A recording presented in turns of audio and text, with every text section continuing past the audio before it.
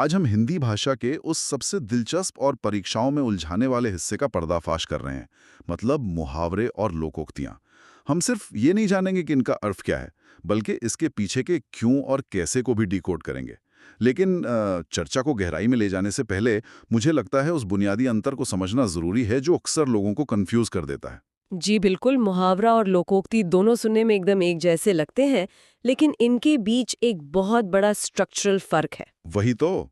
और मैंने सुना है कि इस फर्क को पहचानने की एक बहुत ही शानदार 1 सेकंड ट्रिक भी है। हाँ, एग्जैक्टली।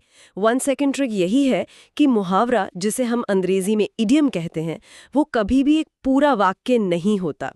वो सिर्फ एक वाक्यांश है, मतलब एक फ्रेज है।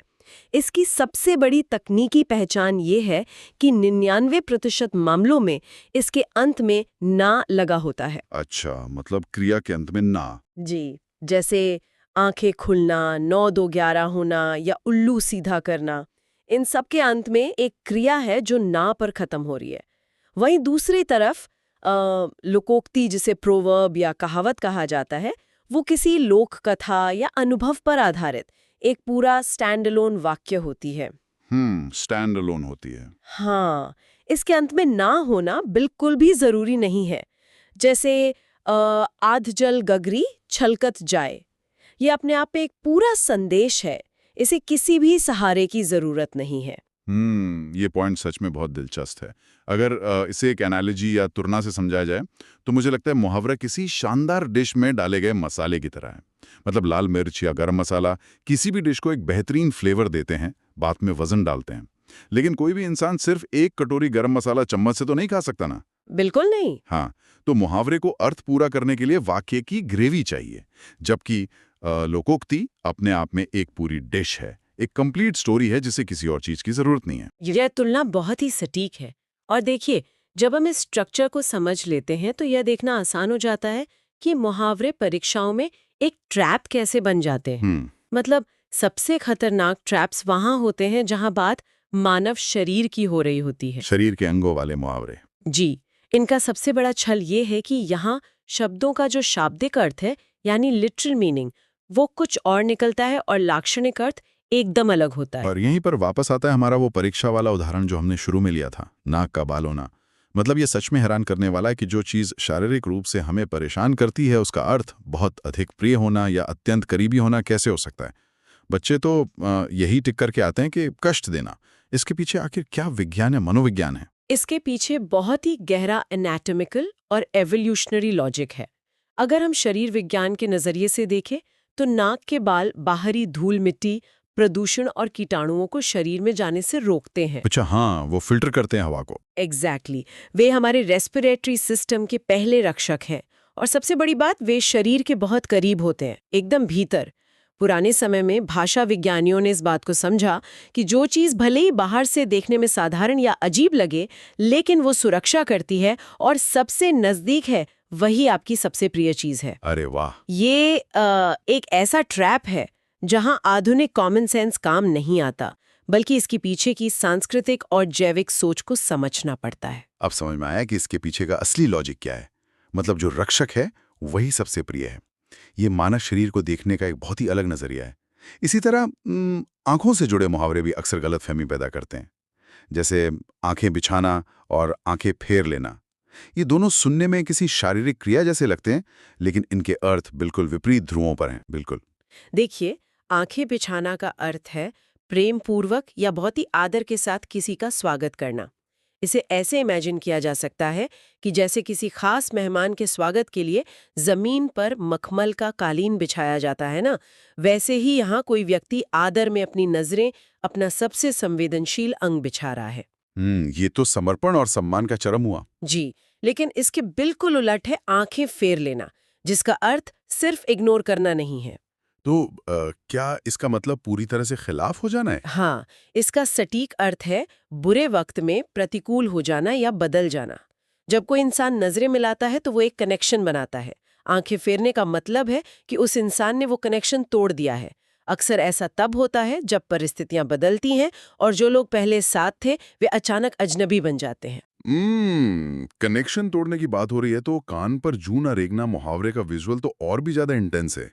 मतलब अगर वैज्ञानिक रूप से देखा जाए तो कान के आसपास की त्वचा बहुत संवेदनशील होती है। अगर वहां कोई कीड़ा या जू रेंग रही हो तो इंसान तुरंत रिएक्ट करेगा, लेकिन इस मुहावरे में कोई रिएक्शन ही नहीं हो रहा है। और यही इसका सबसे शक्तिशाली लाक्षणिक अर्थ है। इसका मतलब है बिल्कुल भी ध्यान न देना या असर न होना। इमेजिन किया जा सकता है कि स्थिति जहां कोई इतनी बड़ी और परेशान करने वाली सेंसेशन को भी नज़रअंदाज कर रहा है, तो इसका मतलब है कि वो इंसान पूरी तरह से ढीठ हो चुका है। हाँ, आप उसे कितना भी समझाएं, उस पर कोई असर नहीं होने वाला। सही बात है। और शरीर के अंगों की इस हायरार्की में सिर आंखों पर बिठाना भी एक बहुत ही लॉजिकल मुहावरा लगता है। मतलब सिर और आंखें दोनों शरीर के सबसे ऊपरी और नाजुक हिस्से हैं। अगर किसी को वहां बैठाया जा रहा है तो इसका सीधा मतलब है कि उसे सर्वोच्च सम्मान दिया जा रहा है। एकदम सही। और इसी ग्रेविटी या गुरुत्वाकर्षण के नियम को अगर हार के परिप्रेक्ष्य में देखा जाए, तो मुंह की खाना एक बहुत ही वैज्ञानिक मुहावरा लगता है। मुंह के खाना, वो कैसे? देखिए, जब कोई इंसान दौड़ते हुए या लड़ते हुए अपना संतुलन खोता है और जमीन पर गिरता है, तो इंसान का रिफ्लेक्स अक्सर हाथों को आगे लाने का होता है। हाँ, खुद को बचाने के लिए। बिल्कुल। लेकिन जब हार बहुत बुरी होती है, जहां संभलने का मौका ही ना मिले, तो सबसे पहले मुंह जमीन से टकराता है। इसीलिए मुंह की खाना का अर्थ सिर्फ हारना नहीं है, बल्कि बुरी तरह हारना या सार्वजनिक रूप से अपमानित होना है। ओहो, अब मैं इसे कभी नहीं भूल सकता। लेकिन देखिए, मानव शरीर से शुरू होकर हमारी भाषा का सफर यही नहीं रुकता। जब इंसानों ने अपने शरीर को समझ लिया तो उन्होंने बाहर प्रकृति और जानवरों के व्यवहार को देखना शुरू किया। और ये देखना बहुत दिलचस्प है कि कैसे प्रकृति के रहस्य परीक्षाओं के सिलेबस में एक नया ट्रैप बन जाते हैं। गूलर का फूल होना इसका एक बेहतरीन उदाहरण है, जो लगभग हर दूसरे एग्जाम में वेरी वेरी इंपॉर्टेंट मार्क किया जाता है। हाँ, गूलर का फूल होना असल में बॉटनी यानी वनस्पति विज्ञान और भाषा का एक बहुत ही खूबसूरत संगम है। इसका अर्थ होता है दुर्लभ होना या दिखाई न देना। ऐसा इसलिए है क्योंकि गूलर एक ऐसा पेड़ है जिसका फूल कभी बाहर खिलता ही नहीं है। अच्छा, बाहर खिलता नहीं है? जी, वैज्ञानिक भाषा में इसे साइकोनियम इन्फ्लोरेसेंस कहते हैं, जहां फूल असल में फल के अंदर ही विकसित होता है। अरे वाह! यानी आम इंसान के लिए गूलर का फूल एक ऐसी चीज है जिसका अस्तित्व तो है, लेकिन जिसे कभी देखा नहीं जा सकता। बिल्कुल। और चूंकि आम लोगों ने इसे कभी बाहर खिलते हुए नहीं देखा, इसलिए मान लिया गया कि ये सबसे दुर्लभ चीज है। जब कोई पुराना दोस्त बहुत दिनों तक नहीं मिलता और एकदम गायब हो जाता है, तब कहा जाता है कि वो तो गूलर का फूल हो गया है। बहुत ही शानदार। और बॉटनी से अगर प्राणी विज्ञान यानी जूलॉजी की तरफ आएं, तो जानवरों के व्यवहार से जुड़ा मुहावरा बगला भगत होना मुझे बहुत ही प्रासंगिक लगता है। इसका मतलब होता है ढोंगी या कपटी होना। अगर आज के डिजिटल युग में इसे डिकोड किया जाए तो ये बिल्कुल इंटरनेट के उन फिशिंग स्कैमर्स की तरह हैं। Fishing scammers. हाँ, मतलब जो मीठी मीठी बातें करके मदद का नाटक करते हैं, लेकिन उनकी असली नज़र आपके डेटा या पैसे पर होती है। हाँ, ये तुलना बहुत ही सटीक बैठती है। अगर बगले की हंटिंग टेक्निक को देखा जाए, तो वो पानी में एक पैर पर एकदम स्थिर खड़ा रहता है। बाहर से देखने पर ऐसा लगता है जैसे कोई संत या भगत गहरे ध्यान में लीन हो, दुनियादारी से उसे कोई मतलब ही ना हो। लेकिन उसका ध्यान कहीं और ही होता है। एग्जैक्टली। असल में उसका सारा ध्यान पानी में तैरती छोटी मछलियों पर होता है। जैसे ही कोई मछली पास आती है, वो पलक झपकते ही उसे निगल लेता है। इसलिए बगला भगत उस इंसान का प्रतीक है जो बाहर से सज्जन और निस्वार्थ दिखे, लेकिन भीतर से एकदम कपटी और स्वार्थी हो। क्या बात है। और नेचर के इसी सेक्शन में एक मुहावरा है जो अपने कॉन्ट्रास्ट की वजह से बहुत विजुअल और व्यंग्यात्मक लगता है। छछूंदर के सिर में चमेली का तेल। मतलब ये एक बहुत ही अजीब कॉम्बिनेशन है। अजीब तो है। ये मुहावरा योग्यताओं के टकराव को दर्शाता है। छछूंदर एक ऐसा जीव है जो आमतौर पर अंधेरी, गंदी और बदबूदार जगहों पर रहता है। दूसरी तरफ चमेली का तेल अपनी बेहतरीन खुशबू, शुद्धता और कीमत के लिए जाना जाता है। जब किसी अयोग्य, अपात्र या निचले स्तर के व्यक्ति को कोई ऐसी कीमती चीज या पद मिल जाता है जिसके वो बिल्कुल लायक नहीं होता, तब इस मुहावरे का प्रयोग किया जाता है। ये समाज के उस फ्रस्ट्रेशन को दिखाता है जब मेरिट की अनदेखी होती है। मेरिट की अनदेखी। और नेचर और भौतिक विज्ञान का एक और शानदार उदाहरण है काठ की हांडी बार बार नहीं चढ़ती। हाँ, यहाँ काठ का अर्थ है लकड़ी और हांडी मतलब बर्तन। ये सीधा सीधा विज्ञान है। हर पदार्थ का एक इग्निशन पॉइंट होता है ना? हाँ, जलने का बिंदु। बिल्कुल। अगर कोई लकड़ी के बर्तन को आग पर रखकर उसमें खाना पकाने की कोशिश करें, तो शायद पहली बार में खाना पक जाए, लेकिन उसके साथ ही वो बर्तन भी जलकर राख हो जाएगा। उस बर्तन को दोबारा इस्तेमाल नहीं किया जा सकता। लॉजिकल है। तो इसी वैज्ञानिक तथ्य को इंसानी व्यवहार पर लागू किया गया है। इसका गहरा अर्थ ये है कि छल कपट या धोखेबाजी का व्यवहार किसी के साथ सिर्फ एक बार चल सकता है। जब एक बार सामने वाले को असलियत पता चल जाती है, तो वो दोबारा उस धोखे का शिकार नहीं होता। प्रकृति और विज्ञान के इस खेल के बाद भाषा एक बहुत ही तार्किक और सटीक दिशा में मुड़ती है, मतलब गणित और संख्याओं की ओर। लेकिन दिलचस्प बात यह है कि संख्याओं का इस्तेमाल यहाँ गणित हल करने के लिए नहीं, बल्कि भ्रम पैदा करने के लिए किया जाता है। भ्रम पैदा करने के लिए? कैसे? जैसे नंबर्स पर आधारित मुहावरे परीक्षाओं में एक असली भंवरजाल साबित होते हैं। एक बहुत ही प्रसिद्ध मुहावरा है पौ बारा होना, जिसका अर्थ है चारों ओर से भारी लाभ होना। लेकिन यहाँ एक लॉजिकल सवाल उठता है, भारी मुनाफे के लिए पौ बारा ही क्यों? कोई पौ 100 या पौ 1000 क्यों नहीं कहता? 12 के अंक में ऐसा क्या जादू है? ये सवाल अक्सर लोगों के दिमाग में आता है। देखिए, इसके पीछे कोई गणितीय गणना नहीं है, बल्कि एक प्राचीन खेल का इतिहास छिपा है। पुराने समय में भारत में चौपड़ या पासे का खेल बहुत मशहूर था, जिसे आज के लूडो का पूर्वज माना जा सकता है। अच्छा, वो शकुनी मामा वाला खेल? हाँ, कुछ वैसा ही। उस खेल में दांवों के अलग अलग नाम होते थे। पौ का मतलब होता था पासे पर 1 का अंक आना, और 12 को सबसे बड़ा और जीतने वाला दांव माना जाता था। ओके। जब किसी खिलाड़ी के पासे में पौ और 12 का कॉम्बिनेशन एक साथ आ जाता था, तो वो सबसे लकी स्थिति मानी जाती थी, जिससे उसकी जीत और भारी मुनाफा पक्का हो जाता था। वहीं से ये मुहावरा रोजमर्रा की भाषा में आ गया और जीवन में अप्रत्याशित सफलता का प्रतीक बन गया। मतलब एक बोर्ड गेम का नियम सदियों का सफर तय करके आज हमारे एग्जाम का सिलेबस बन गया। ये सच में अद्भुत है। और नंबर्स के इसी भंवर जाल में एक और मुहावरा है 3-13 करना। इसका मतलब होता है तितर बितर कर देना या पूरी तरह से बर्बाद कर देना। जी, 3 और 13 को लेकर कई प्राचीन मान्यताओं में इन्हें एक असंतुलित या बिखरा हुआ अंक माना गया है। जब कोई चीज एक संगठित रूप में ना होकर 3 और 13 के बेतरतीब हिस्सों में बट जाए, तो वो अपनी ताकत खो देती है। इसीलिए ये बर्बादी का प्रतीक बन गया। इसी तरह एक और मुहावरा है 19-20 का अंतर होना। ये तो बहुत ही गणितीय है। मतलब 19 और 20 में केवल 1 अंक का फर्क है। यानी जब दो चीजों में बहुत थोड़ा सा या मामूली अंतर होता है, जिसे पहली नजर में पकड़ना मुश्किल हो, तब इसका इस्तेमाल होता है। बिल्कुल। और समय अवधि या टाइमलाइन को लेकर एक बहुत ही ऐतिहासिक मुहावरा है 2.5 दिन की बादशाहत। ये मुहावरा थोड़े दिन के सुख या अस्थायी सत्ता को दर्शाता है। 2.5 दिन ही क्यों? इतिहास में कई ऐसे शासक या परिस्थितियां रही हैं जहां किसी व्यक्ति को बहुत ही कम समय के लिए शक्ति मिली और फिर छिन गई। 2.5 दिन एक बहुत ही छोटे चक्र का प्रतीक है, जो बताता है कि ये पावर या खुशी बहुत ही शॉर्ट टर्म है और इसका घमंड नहीं करना चाहिए।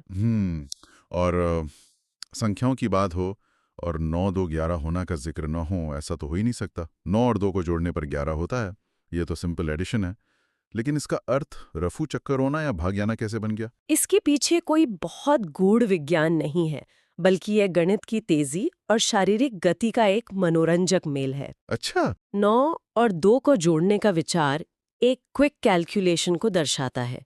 जितनी तेजी से ये गणित दिमाग में हल होता है, उतनी ही तेजी से किसी स्थिति से खिसक लेना या एस्केप वेलोसिटी पा लेना ही 9-2-11 होना कहलाता है। और ये फोनेटिक रूप से भी बोलने में बहुत तेज और लयबद्ध लगता है। सही कहा। अब संख्याओं और इन छोटे छोटे वाक्यांशों से आगे बढ़कर बात करते हैं उन असल कहानियों की, जो अपने आप में पूरी दुनिया समेटे हुए हैं, यानी लोकोक्तियां या कहावतें। ये एग्जाम्स में सबसे ज्यादा कंफ्यूज करती हैं क्योंकि इनके विकल्प बहुत मिलते जुलते बनाए जाते हैं। एक बहुत ही क्लासिक लोकोक्ति है, न नौमन तेल होगा न राधा नाचेगी। अगर इसे आज के कॉर्पोरेट ऑफिस कल्चर में देखा जाए तो एक काम टालने की सबसे बेहतरीन तकनीक लगती है। काम टालने की तकनीक, वो कैसे? मतलब कोई काम ना करना हो तो बस कोई ऐसी शर्त रख दो जो पूरी ना हो सके। एग्जैक्टली इस लोकोक्ति का पूरा मर्म उस एक शब्द मन में छिपा है। मन पुराने समय में वजन नापने की एक इकाई होती थी। एक मन में लगभग 40 किलो होता है, तो 9 मन का मतलब हुआ 360 किलो से भी ज्यादा। बाप रे। अब शाब्दिक अर्थ ये है कि राधा ने नाचने के लिए ये शर्त रख दी है कि पहले 360 किलो तेल इकट्ठा करो। ये एक असंभव शर्त है। ना कभी इतना तेल इकट्ठा होगा और ना ही उसे नाचना पड़ेगा। लाक्षणिक रूप से ये उस स्थिति को दर्शाता है जहां कोई व्यक्ति काम ना करने के लिए जानबूझकर कोई अजीब या असंभव शर्त रख देता है। जैसे कोई कहे कि मैं ये प्रोजेक्ट तब पूरा करूंगा जब कंपनी मुझे प्राइवेट जेट देगी। ना जेट मिलेगा ना प्रोजेक्ट पूरा होगा। इसी तरह असंगत या बेमेल परिस्थितियों को दर्शाने वाली एक और ग्रामीण परिवेश की लोकोक्ति है, हंसुए के ब्याह में खुरपे का गीत। हाँ, ये लोकोक्ति कृषि प्रधान समाज से निकली है। हंसुआ फसल काटने का एक बड़ा औजार है और खुरपा घास छीलने का एक छोटा उपकरण। दोनों का काम अलग है, दोनों का स्तर अलग है। अब कल्पना की जाए कि शादी या उत्सव हंसुए का हो रहा है और गीत खुरपे की तारीफ में गाए जा रहे हैं। ये एक पूरी तरह से बेतुकी स्थिति है। इसका सटीक अर्थ होता है असंगत बातें करना या बिल्कुल बेमौके की बात करना। मतलब जहां चर्चा किसी और गंभीर विषय पर हो रही हो और कोई व्यक्ति बिल्कुल अप्रासंगिक विषय पर बात करने लगे। जी बिल्कुल।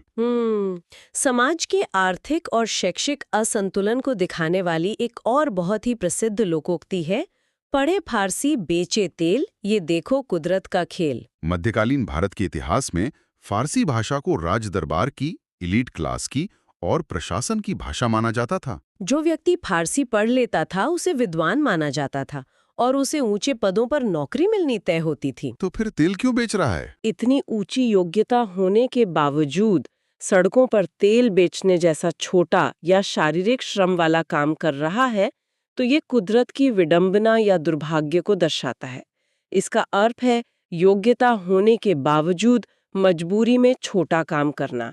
ये आज के समय के अंडर एम्प्लॉयमेंट का परफेक्ट उदाहरण है। और जब इंसान इस तरह की मजबूरी या हार से फ्रस्ट्रेट हो जाता है, तो उसके व्यवहार में जो बदलाव आता है, उसे खिसियानी बिल्ली खंबा नोचे लोकोक्ति बहुत अच्छे से दर्शाती है।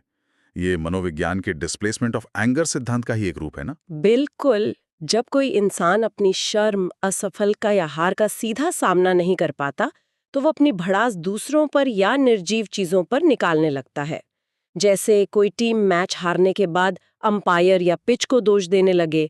बिल्ली जब अपना शिकार पकड़ने में नाकाम हो जाती है, तो वो खिसियाकर बेजान खंबे पर अपने पंजे मारने लगती है। और कर्मों के सिद्धांत को लेकर जो कहावत सबसे ज्यादा इस्तेमाल होती है, वो है बोया पेड़ बबूल का आम कहाँ से होए। ये तो कॉज एंड इफेक्ट का सबसे सीधा और क्रूर सिद्धांत है। बबूल एक कांटेदार पेड़ होता है।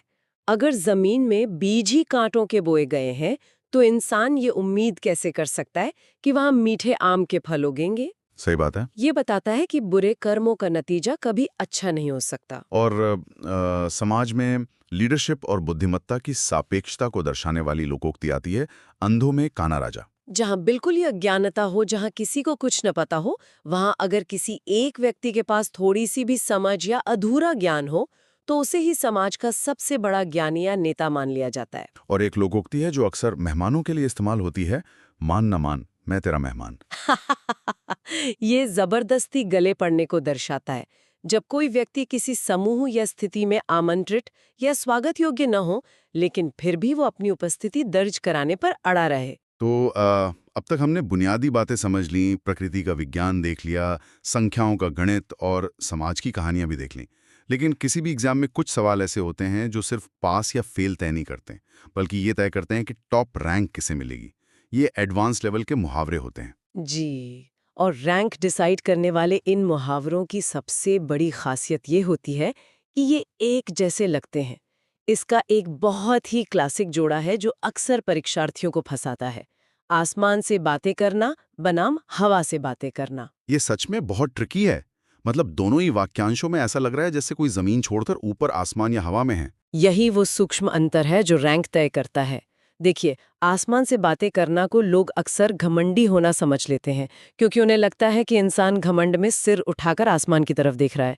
लेकिन असल में ये ऊंचाई का प्रतीक है। इसका अर्थ होता है बहुत ऊंचा होना। जैसे दुबई या न्यूयॉर्क की इमारतें आसमान से बातें करती हैं। अच्छा, तो ये इमारतों या महत्वाकांक्षा के लिए है। जी। वहीं दूसरी ओर हवा से बातें करना ऊंचाई का नहीं बल्कि गति या स्पीड का प्रतीक है। इसका अर्थ है बहुत तेज दौड़ना। जैसे इतिहास में महाराणा प्रताप का घोड़ा चेतक जब युद्ध के मैदान में दौड़ता था तो कहा जाता था कि वो हवा से बातें कर रहा है। ओहो, तो ये बात बिल्कुल स्पष्ट है कि आसमान का मतलब है हाइट और हवा का मतलब है स्पीड। एक और एडवांस्ड मुहावरा है जो बहुत सी परीक्षाओं में देखा गया है, घी के दिए जलाना। अब दिए तो वैसे भी खुशी में ही जलते हैं ना, इसमें घी का क्या विशेष महत्व है? यहाँ अर्थशास्त्र का एंगल आता है। सामान्य दिनों में या सामान्य खुशी में दिए हमेशा तेल के जलाए जाते हैं क्योंकि तेल सस्ता और सुलभ होता है। घी को हमेशा से एक कीमती और विलासिता की वस्तु माना गया है। तो घी के दिए सिर्फ तब जलाए जाते हैं जब कोई बहुत बड़ी और अक्सर अप्रत्याशित खुशी मिलती है। अनएक्सपेक्टेड खुशी। जी, जैसे जब भगवान राम 14 वर्ष के वनवास के बाद अयोध्या लौटे थे तो वो एक अकल्पनीय खुशी का मौका था। तब घी के दिए जले थे। इसलिए परीक्षा में इसका सही उत्तर सिर्फ खुशी मनाना नहीं होता बल्कि अप्रत्याशित या अत्यधिक खुशी मनाना होता है। और एक है तूती बोलना। ये भी एक ऐसा मुहावरा है जिसका असली मतलब और उत्पत्ति बहुत कम लोग जानते हैं। अक्सर लोग इसे किसी म्यूजिकल इंस्ट्रूमेंट से जोड़ लेते हैं। जबकि असल में तूती एक प्रकार का पक्षी होता है। इस पक्षी की खासियत ये है कि इसकी आवाज बहुत तेज और स्पष्ट होती है जो शोरगुल में भी अलग से सुनाई देती है। जब किसी व्यक्ति का समाज में, राजनीति में या अपने कार्यक्षेत्र में इतना प्रभाव या दबदबा हो कि हर तरफ सिर्फ उसी की बात सुनी और मानी जाए, तब कहा जाता है कि वहां उसकी तूती बोलती है। क्या बात है। और अब इस लिस्ट का आखिरी और सबसे एडवांस्ड मुहावरा जिसमें सीधा सीधा विज्ञान शामिल है, बालू से तेल निकालना। बालू यानी रेत। अगर हम इसे केमिस्ट्री या रसायन विज्ञान के नजरिए से देखें तो रेत में कोई फैट या वसा नहीं होता। इंसान कितनी भी बड़ी मशीनें लगा ले, दुनिया की कोई भी तकनीक बालू से तेल नहीं निकाल सकती। बिल्कुल नहीं। ये वैज्ञानिक रूप से पूरी तरह असंभव है। एग्जैक्टली। और यही इस मुहावरे की सबसे बड़ी ताकत है। जब कोई व्यक्ति अपनी मेहनत, बुद्धिमत्ता या किसी अप्रत्याशित तरीके से किसी ऐसे काम को पूरा कर दे जिसे पूरी दुनिया ने सिरे से नामुमकिन मान लिया हो, तब उसके लिए कहा जाता है कि उसने बालू से तेल निकाल दिया। यह चमत्कारिक सफलता या असंभव कार्य कर दिखाने का अंतिम प्रमाण है। और सुरक्षित लगने वाली जगह से करते हैं, यानी हमारा किचन या रसोई। सुनने में तो किचन के मुहावरे बड़े स्वादिष्ट और घरेलू लगते हैं, है ना? हाँ, लेकिन परीक्षा के पन्नों पर इनका अर्थ उतना ही खतरनाक होता है। जैसे एक बहुत ही आम मुहावरा है, लोहे के चने चबाना। ये तो बहुत बड़ा डेंजर जोन है ना? जब लोग इसे पढ़ते हैं तो दिमाग में छवि बनती है कि कोई लोहे के चने चबा रहा है, मतलब उसके जबड़े बहुत मजबूत हैं, वो बहुत ताकतवर है। और इसी वजह से अक्सर बहादुरी दिखाना वाले विकल्प को सही मान लिया जाता है। यहीं पर सबसे बड़ी चूक हो जाती है। ठीक कह रहा हूं ना मैं? बिल्कुल। ये एक क्लासिक ट्रैप है। लोहे के चने चबाना बहादुरी का नहीं बल्कि बहुत कठिन संघर्ष या असहनीय परिश्रम करने का प्रतीक है। मतलब इसे एक दृश्य की तरह देखना चाहिए। हाँ, सोचिए, चने चबाना वैसे भी मेहनत का काम है, लेकिन अगर वो चने लोहे के हो तो क्या होगा? बाप रे, दांत टूटेंगे, मसूड़ों से खून आएगा, भयंकर दर्द होगा। एग्जैक्टली। ये उस इंसान की मानसिक और शारीरिक स्थिति है जो किसी काम को पूरा करने के लिए असहनीय कष्ट से गुजर रहा है। तो ये ताकत का प्रदर्शन नहीं है। नहीं, ये दर्द सहते हुए भी हार न मानने की मजबूरी और संघर्ष की चरम सीमा है। तो इसका मतलब ये बहादुरी नहीं, दर्द सहने की क्षमता है। ठीक है, आइए इसे थोड़ा विस्तार से समझते हैं। उत्तर प्रदेश की परीक्षाओं में एक मुहावरा बहुत आता है, छाती पर मूंग दलना। ओह हाँ, ये तो बहुत पूछा जाता है। ये सुनकर ऐसा लगता है जैसे कोई सामान्य सा घरेलू काम हो रहा हो। अगर लोहे के चने चबाना इतना बड़ा संघर्ष है तो मूंग दलना तो बहुत आसान काम हुआ ना। देखने में लगता है। तो फिर इसका अर्थ पास रहकर बहुत कष्ट देना कैसे हो गया? देखिए, इससे समझने के लिए आधुनिक मिक्सर ग्राइंडर को भूलना होगा। पुराने समय की जो पत्थर की चक्की होती थी, उसे याद कीजिए। अच्छा, वो दो भारी पत्थरों वाली। हाँ, मूंग दलना एक ऐसी प्रक्रिया थी जिसमें दो भारी पत्थरों को एक दूसरे पर रखकर बार बार गोल घुमाया जाता था। उसमें बहुत घर्षण होता होगा। भयंकर घर्षण होता है। एक बहुत कर्कश आवाज होती है और ये काम घंटों चलता है। अब कल्पना कीजिए कि कोई ये भारी उबाऊ और कर्कश काम किसी इंसान की छाती पर बैठकर कर रहा हो, हे भगवान, ये तो सच में बहुत भयानक दृश्य है ना? ये सिर्फ शारीरिक वजन का कष्ट नहीं है, ये एक निरंतर, कभी खत्म ना होने वाली मानसिक प्रताड़ना है जो ठीक आपके ऊपर हो रही है। इसीलिए इसका सटीक अर्थ पास रहकर कष्ट देना है। मतलब दूर बैठा दुश्मन इतना परेशान नहीं कर सकता। बिल्कुल, जितना छाती पर बैठकर लगातार घर्षण करने वाला कर सकता है। घर्षण और घुटन, ये मनोवैज्ञानिक रूप से बहुत परेशान करने वाला है। इसी तरह पापड़ बेलना का मतलब मुसीबतें उठाना होता है। क्योंकि वो भी बहुत धीमा और मेहनत वाला काम है। हाँ, और ख्याली पुलाव पकाना मतलब हवा में महल बनाना, गुड़ गोबर कर देना यानी काम बिगाड़ देना। लेकिन यहाँ एक मुहावरा है जिस पर रुकना जरूरी है, खिचड़ी पकाना। हाँ, इसका अर्थ अक्सर गुप्त रूप से कोई षड्यंत्र रचना बताया जाता है। बस यही एक उलझन है। खिचड़ी तो बीमारी में खाया जाने वाला सबसे सीधा साधा मासूम सा भोजन है। एक बीमार इंसान वाले खाने का अर्थ गुप्त षड्यंत्र से कैसे जुड़ गया? मतलब क्या घरेलू राजनीति इसका कारण है? यहाँ जो सबसे दिलचस्प बात है ना, वो खिचड़ी के सीधे साधे स्वाद में नहीं है। तो फिर किस में है? जवाब इसके पकने की प्रक्रिया में छिपा है। अन्य व्यंजनों की तरह खिचड़ी खुली कढ़ाई में नहीं पकती। हाँ, वो तो बंद बर्तन में पकती है। एग्जैक्टली, ये एक बंद बर्तन में बहुत धीमी आंच पर पकती है। उस बंद ढक्कन के नीचे बहुत सारी अलग अलग चीजें, चावल, दाल, मसाले, सब एक साथ मिल रही होती हैं, गल रही होती हैं। बाहर से देखने वाले को तो सिर्फ एक बंद बर्तन ही दिखता है। बिल्कुल, उसे भनक भी नहीं लगती कि अंदर क्या रासायनिक प्रक्रिया चल रही है। हाँ। जब लोग दुनिया की नजरों से छिपकर बंद कमरे में योजना बनाते हैं, तो वो बिल्कुल उस खिचड़ी की तरह होती है। धीमी, गुप्त और कई तत्वों का मिश्रण। एकदम सही। ये तो बिल्कुल किसी 18वीं सदी के प्राइवेट व्हाट्सएप ग्रुप की तरह हो गया, जिसमें डिसअपीयरिंग मैसेज ऑन हो। बाहर से सब शांत, लेकिन अंदर ही अंदर योजना उबल रही है। बहुत बढ़िया उदाहरण है। बंद बर्तन और धीमी आंच षड्यंत्र का बेहतरीन रूपक है। तो रसोई में इंसान छिपकर षड्यंत्र रचता है, लेकिन जब उसे अपनी ही फितरत, मतलब अपनी मूर्खता या चालाकी को दुनिया को समझाना होता है, तो वो रसोई की तरफ नहीं देखता। वो प्रकृति और जानवरों की तरफ देखता है। बिल्कुल, जो हमें स्रोत सामग्री के अगले बड़े हिस्से तक लाता है, जानवरों की दुनिया। यहीं पर वो मुहावरा आता है जिसका जिक्र मैंने शुरुआत में किया था, उड़ती चिड़िया के पर गिनना, जो कि एक और बड़ा डेंजर जोन है। मेरा सवाल ये है कि अगर कोई इतनी दूर तक देख सकता है, तो वो दूर की सोचने वाला क्यों नहीं हुआ, या सिर्फ अनुभव तक कैसे सीमित रह गया? ये भ्रम अक्सर छात्रों को फंसाता है। देखिए, दूर की सोचना का मतलब है भविष्य की योजना बनाना। हाँ, लेकिन उड़ती चिड़िया के पंख गिनने के लिए भविष्य देखने की दृष्टि नहीं चाहिए। इसके लिए वर्तमान क्षण की अत्यंत सूक्ष्म अवलोकन क्षमता, जिसे शार्प ऑब्जर्वेशन कहते हैं, वो चाहिए। और वर्षों का अभ्यास भी चाहिए होगा। बिल्कुल। एक नया शिकारी आसमान में सिर्फ एक पक्षी को उड़ता देखता है, लेकिन एक अनुभवी शिकारी उसकी उड़ान का कोण, हवा की गति, सब इतनी बारीकी से समझता है कि एक पल में डिकोड कर लेता है। अच्छा, तो ये उसका गहरा अनुभव है जो उसे वो देखने की ताकत देता है जो आम इंसान नहीं देख सकता। हाँ, इसीलिए ये भविष्य की सोच नहीं बल्कि वर्तमान के गहरे अनुभव और चालाक होने का प्रतीक है। समझ में आ गया, यानी बात दूरबीन की नहीं है, बात माइक्रोस्कोपिक अनुभव की है। पलक झपकते चीजों को डिकोड कर लेना। बिल्कुल सही पकड़े हैं। जानवर की दुनिया से एक और मुहावरा है जो परीक्षाओं में छपता है, मेंढकी को जुकाम होना। अपनी औकात से बढ़कर नखरे दिखाना। हाँ, इसके पीछे का लॉजिक क्या है? इसका परीक्षाओं में आना बहुत स्वाभाविक है, क्योंकि इसके पीछे का सामाजिक व्यंग्य बहुत तीखा है। देखिए, मेंढक का पूरा जीवन पानी और कीचड़ में बीतता है। पानी तो उसकी बुनियादी प्रकृति है ना? हाँ, अब अगर कोई मेंढकी नखरे दिखाते हुए कहे कि मुझे पानी में जाने से जुकाम हो रहा है, तो ये कितनी हास्यास्पद बात होगी। मतलब अपनी फितरत को ही नकारना। एग्जैक्टली। समाज में जब कोई व्यक्ति अपनी असली हैसियत भूलकर ऐसे नखरे दिखाता है जो उस पर नहीं जंचते, तब इस व्यंग्य का प्रयोग होता है। एक मिनट, यहाँ एक और मुहावरा है, भैंस के आगे बीन बजाना, मतलब मूर्ख को ज्ञान देना। हाँ, लेकिन भैंस ही क्यों?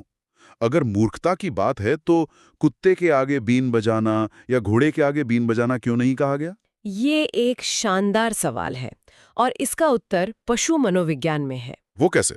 अगर आप किसी कुत्ते या घोड़े के पास कोई तेज ध्वनि करेंगे तो वो प्रतिक्रिया देते हैं, कान खड़े हो जाते हैं या वो भाग जाते हैं। हाँ, वो अलर्ट हो जाते हैं। लेकिन भैंस का स्वभाव बहुत सुस्त और प्रतिक्रिया विहीन होता है। अगर उसके सामने कोई मधुर धुन बजाए या शोर मचाए तो वो बिना किसी भाव के बस चारा चबाती रहेगी। उसे कोई फर्क नहीं पड़ता कि सामने क्या हो रहा है। शून्य प्रतिक्रिया। इसीलिए जब कोई ज्ञानी किसी मूर्ख को ज्ञान देता है जिस पर कोई असर नहीं हो रहा, तो भैंस की भावहीन छवि सबसे सटीक रूपक बन जाती है। अद्भुत।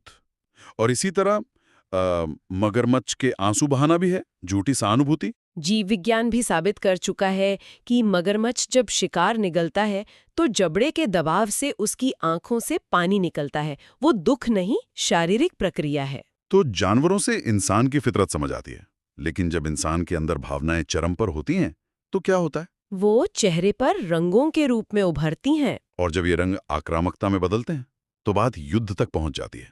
परीक्षा हॉल के दबाव में रंगों वाले मुहावरे सबसे ज्यादा कंफ्यूज करते हैं। जैसे लाल पीला होना यानी क्रोध। चेहरे पर हवाइयां उड़ना मतलब घबरा जाना। अब यहाँ कहानी वास्तव में बहुत रोचक हो जाती है। एक मुहावरा है सफेद झूठ, मतलब पूर्ण असत्य, और दूसरा है खून सफेद हो जाना, निर्मम हो जाना। यहाँ अक्सर लोग उलझ जाते हैं। वही तो, सफेद रंग तो हमेशा शांति और पवित्रता का प्रतीक होता है, फिर सफेद झूठ में ये इतना नकारात्मक कैसे हो गया? क्या ये वो झूठ है जो भलाई के लिए बोला जाए? यही तो सबसे बड़ा धोखा है। यहाँ सफेद का अर्थ शांति या पवित्रता बिल्कुल नहीं है। तो फिर क्या है? यहाँ सफेद का अर्थ है कोरा या ब्लैंक। इसे एक खाली सफेद कैनवस की तरह समझना चाहिए। अच्छा, एक ब्लैंक कागज की तरह। हाँ, एक ऐसा झूठ जिसमें सच्चाई का एक भी धब्बा ना हो, जो पूरी तरह से नंगा हो, जिसमें कोई मिलावट ना हो। मतलब इतना स्पष्ट और बेशर्म झूठ कि सामने वाले को साफ दिख रहा है।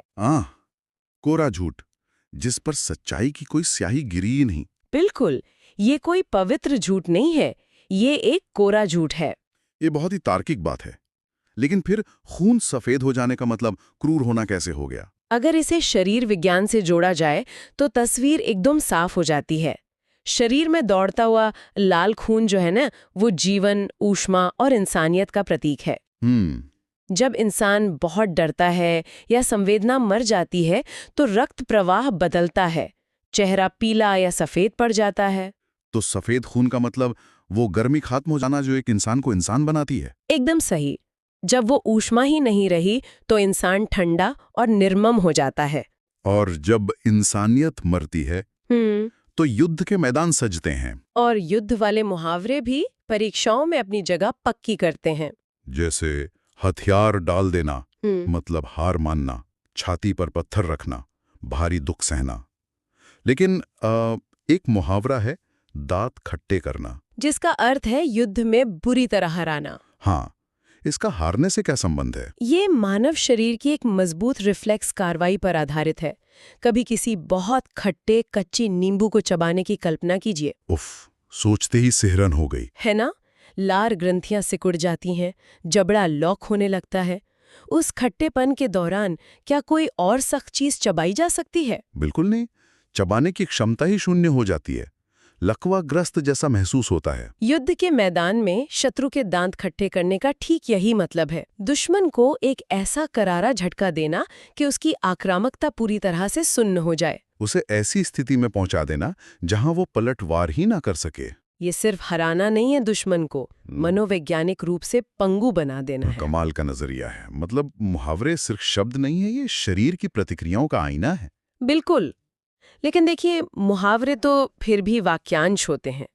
असली चुनौती तो लोकोक्तियां हैं। हाँ, जो स्रोत सामग्री का आखिरी खंड है, महा कंफ्यूजिंग लोकोक्तियां, ये परीक्षाओं में रैंक डिसाइडर होती हैं। क्योंकि इनके चारों विकल्प एक जैसे लगते हैं। लोकोक्तियां पूरे जीवन का सार होती हैं। इनमें ग्रामीण दर्शन छिपा होता है। जैसे खग जाने खग ही की भाषा, समान प्रवृत्ति वाले एक दूसरे को समझते हैं। चोर की दाढ़ी में तिनका। और एक है अंधा बांटे रेवड़ी, फिर अपनों को दे। मतलब अधिकार मिलने पर अपनों का ही फायदा कराना। लेकिन एक बहुत ही कंफ्यूज करने वाली लोकोक्ति है ऊंट के मुंह में जीरा। अक्सर लोग इसे बड़ी चीज को छोटी चीज देना समझ लेते हैं। जीरा ही क्यों? यह मात्रा और आवश्यकता का बेहतरीन उदाहरण है। ऊंट एक विशाल जीव है जिसे किलों के हिसाब से चारा चाहिए, और जीरा एक अत्यंत सूक्ष्म मसाला है। तो अगर ऊँट को जीरा दिया जाए तो न उसकी भूख मिटेगी, न स्वाद आएगा, शरीर महसूस ही नहीं करेगा। इसलिए अर्थ है अत्यधिक आवश्यकता वाले व्यक्ति को बहुत ही कम मिलना। यहाँ मुख्य बिंदु आकार नहीं, आवश्यकता का पैमाना है। इसी तरह 9 नगद न 13 उधार। भविष्य के बड़े फायदे से वर्तमान का छोटा फायदा बेहतर है। विशुद्ध रूप से रिस्क मैनेजमेंट। बिल्कुल। लेकिन सबसे ज्यादा सोचने पर जो मजबूर करती है वो है आगे नाथ न पीछे पगहा। इसका अर्थ है पूरी तरह स्वतंत्र या बेसहारा होना। अगर मैं एक रूपक दूं तो यह बिना ब्रेक और बिना स्टीयरिंग वाली गाड़ी की तरह है। इसमें आजादी तो पूरी है, लेकिन यह सबसे असहाय और खतरनाक स्थिति भी है। आपने बिल्कुल सही पकड़ा। अगर हम इसे व्यापक संदर्भ से जोड़ें तो ये ग्रामीण जीवन की त्रासदी दर्शाती है। नाथ वह रस्सी है जो जानवर की नाक से गुजरती है नियंत्रण के लिए। तले से बंध कर खूंटे से जुड़ा होता है। हाँ, जो उसे सुरक्षा देता है। जब आगे नाथ और पीछे पगाह नहीं होता तो जानवर पूर्ण आजाद है, लेकिन अब उसका कोई मालिक भी नहीं है। कोई चारा देने वाला या शिकारियों से बचाने वाला नहीं है। एग्जैक्टली। मानव समाज में जब इंसान के आगे पीछे कोई अपना नहीं होता तो वो बंधनों से मुक्त तो है, लेकिन पूरी तरह बेसहारा भी हो जाता है। ये स्वतंत्रता का जश्न नहीं, असुरक्षा का दर्द है। इसीलिए परीक्षा में दोनों विकल्प आ सकते हैं। सही उत्तर संदर्भ पर निर्भर करेगा। बहुत गहरी बात है। तो पूरी चर्चा को अगर समेटा जाए तो हमने रसोई से लेकर युद्ध के मैदान तक के चक्रव्यूहों को पार किया, लोहे के चने की पीड़ा समझी और बंद बर्तन की खिचड़ी देखी, और उड़ती चिड़िया का माइक्रोस्कोपिक अनुभव भी देखा। ये ज्ञान सिर्फ परीक्षा में अंक लाने के लिए नहीं है। बिल्कुल नहीं। ये हमारी भाषा की उस समृद्ध विरासत को समझने का तरीका है जो हमारे पूर्वजों के अनुभवों से बनी है। हाँ, तो जब भी परीक्षा में छाती पर मूंग दलना आए तो वो चक्की की आवाज याद आनी चाहिए। लेकिन चर्चा का अंत करने से पहले एक विचारोत्तेजक प्रश्न उठता है। बताइए।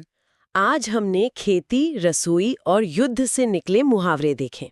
जरा सोचिए, आज के इस डिजिटल युग में जो भाषा गढ़ी जा रही है, जैसे वायरल होना या स्क्रीन टाइम, और यहाँ क्या 100 साल बाद की परीक्षाओं में ये भविष्य के छात्रों के लिए नए लोहे के चने चबाना साबित होंगे? हाँ, भाषा बदल रही है तो शायद अगली सदी के मुहावरे हमारे स्मार्टफोन से ही जन्म ले रहे हैं। बाप रे, ये तो सच में दिमाग हिला देने वाला विचार है ना? शायद कल के व्याकरण की किताबों का सबसे मुश्किल मुहावरा यही हो। और इसी विचार के साथ स्पष्ट होता है कि भाषा कोई रुकी हुई नदी नहीं है। बिल्कुल, ये एक जीता जागता जंगल है। तो अगली बार जब कोई मुहावरा सामने आए तो उसके पीछे की कहानी जरूर खोजिएगा। श्रोताओं का इस सफर में जुड़ने के लिए बहुत बहुत धन्यवाद।